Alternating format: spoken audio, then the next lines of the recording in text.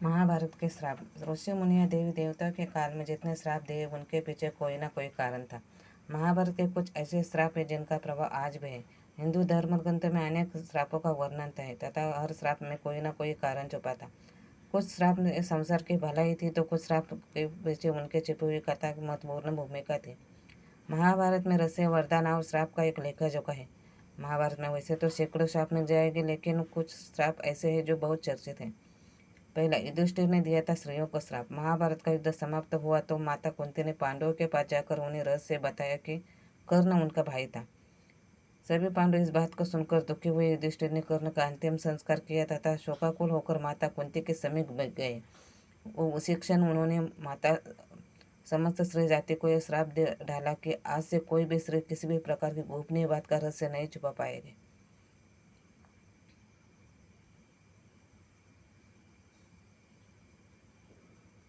दूसरा, राजा परीक्षित को श्रृंगी का श्राप। जब पांडव स्वर्गलोक की ओर प्रस्थान कर रहे तो उन्होंने अपना सारा राज्य अभिमन्यु के पुत्र परीक्षित के हाथों में सौंप दिया था। राजा परीक्षित के कारण शासन में सभी प्रजा सुखी थी। एक बार राजा परीक्षित वन में आकर खेलने गए, तभी उन्हें वहां शमीक नाम के ऋषि दिखाई दिए।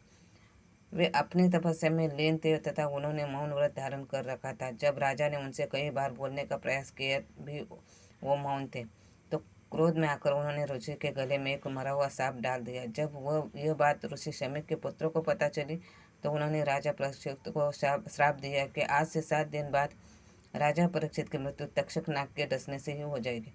राजा परीक्षित के जीवित रहते कलयुग में इतना साहस ना था कि वह हावी हो सके, परंतु उनके पश्चात मृत्यु के पश्चात ही कलयुग की पूरी पृथ्वी पर हावी हो गया।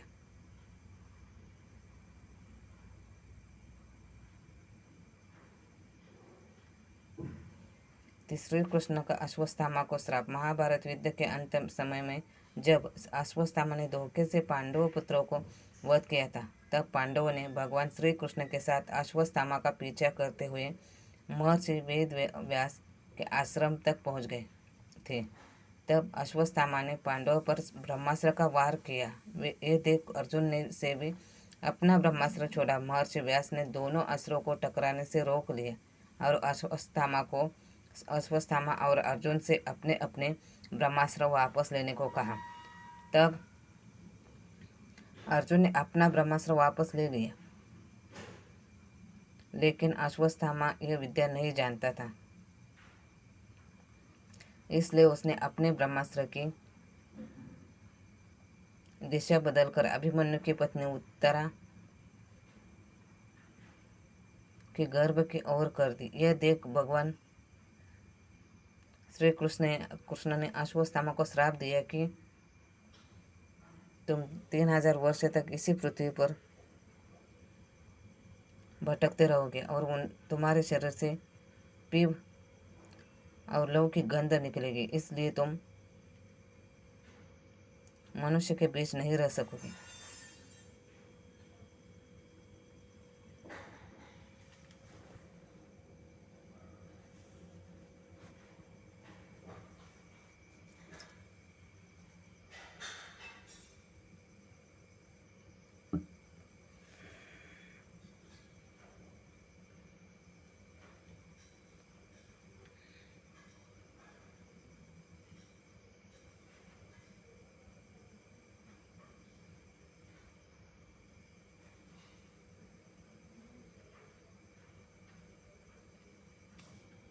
चौथा, मांडव ऋषि का यमराज को श्राप।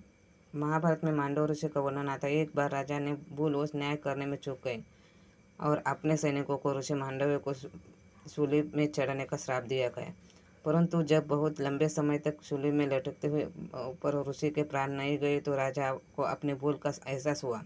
उन्होंने ऋषि मांडव को शूली से उतराया तथा अपनी गलती की क्षमा मांगी। इसके बाद ऋषि मांडव्य यमराज से मिलने गए तथा उनसे पूछा कि किस कारण मुझे झूठे आरोप में से सजा मिली। जब आप 12 वर्ष के थे तो आपने एक छोटे से कीड़े के पूंछ में सीख चुभाई थी, जिस कारण आपको यह सजा भुगतनी पड़ी। तब ऋषि मांडव्य ने यमराज से कहा कि किसी को भी 12 वर्ष की उम्र में इस बात का ज्ञान नहीं रहता कि क्या धर्म है और क्या अधर्म, क्योंकि तुमने एक छोटे अपराध के लिए मुझे बहुत बड़ा दंड दिया है। अंत में तुम्हें श्राप देता हूँ कि तुम शूद्र योनि में दासी के पुत्र के रूप में जन्म लोगे। पांडव ऋषि के इस श्राप के कारण यमराज को विदुर के रूप में जन्म लेना पड़ा।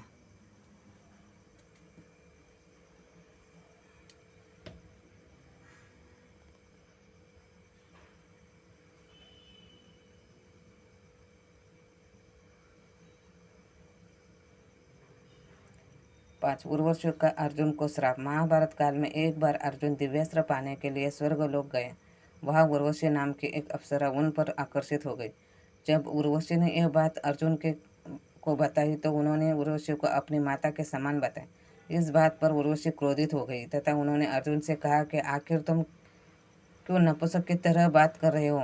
मैं तुम्हें श्राप देती हूँ कि तुम नपुंसक हो जाओ तथा स्त्रियों के बीच तुम्हें नर्तक बनकर रहना पड़े।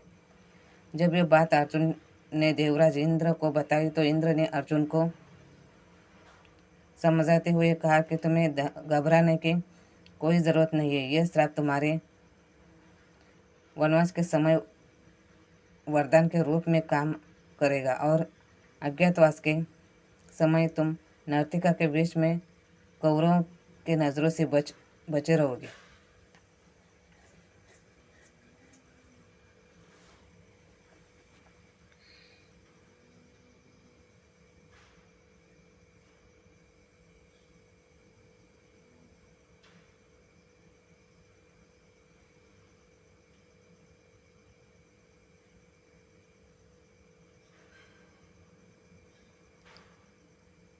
दुर्योधन को मिला। एक बार वेदव्यास ने धृतराष्ट्र से मिलकर कहा कि महर्षि मैत्रेय यहाँ आ रहे हैं। वे पांडवों से मिलकर अब आप लोगों से मिलना चाहते हैं। वे तुम्हारे पुत्र को पांडवों से मिलाप का उपदेश देंगे। इस बात की सूचना देता हूँ कि मैं तुम्हें जो भी कुछ के बिना तर्क वितर्क के मान लेगा। ऐसा इसलिए कहा रहा कि मैत्रेय के आज्ञा का उल्लंघन हुआ तो वो क्रोध में आकर श्राप दे सकते हैं। इसलिए शांतिपूर्वक उनकी बात सुन लेना।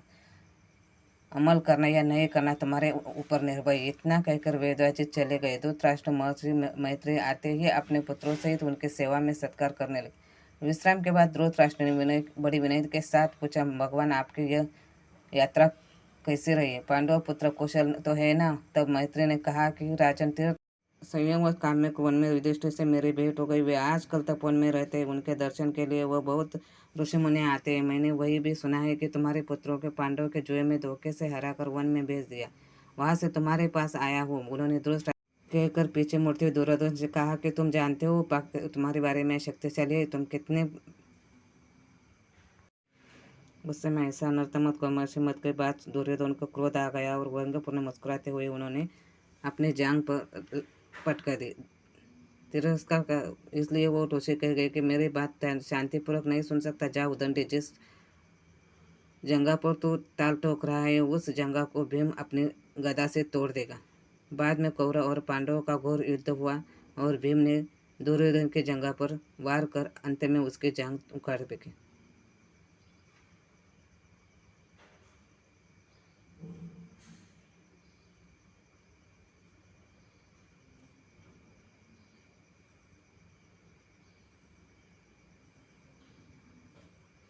द्रौपदी ने घटोत्कच को साथ दिया था। जब घटोत्कच पहली बार अपने पिता भीम के राज्य में आया तो अपनी माँ हिडिंबा की आज्ञा के अनुसार उसने द्रौपदी को कोई सम्मान नहीं दिया।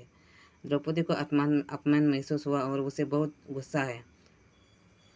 वह उस पर चिल्लाई कि वह एक विशिष्ट स्त्री है, वह युधिष्ठिर की रानी है, वह ब्राह्मण राजा के पुत्र है तथा उसके प्रतिष्ठा पांडव से कई अधिक है। और उसने अपनी दुष्ट राक्षसी माँ के कहने पर बड़ा ऋषियों और राजाओं से भरी सभा में उसका अपमान किया है। जा दुष्ट, तेरा जीवन बहुत छोटा होगा तथा तू बिना किसी लड़ाई के मारा जाएगा।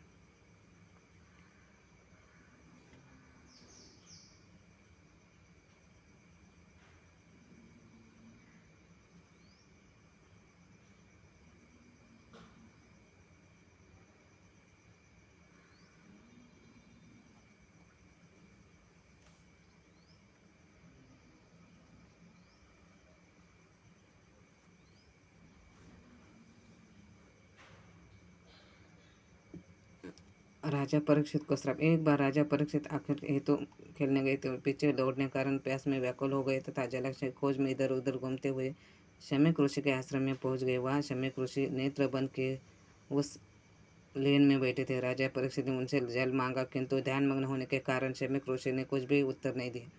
सिर पर स्वर्ण मुकुट पर निवास करते हुए कलयुग के पश्चात राजा प्रभाव से राजा परीक्षित को प्रतीत हुआ कि यह ऋषि ध्यानस्थ होने के ढोंग कर रहा है, मेरा अपमान कर रहा है।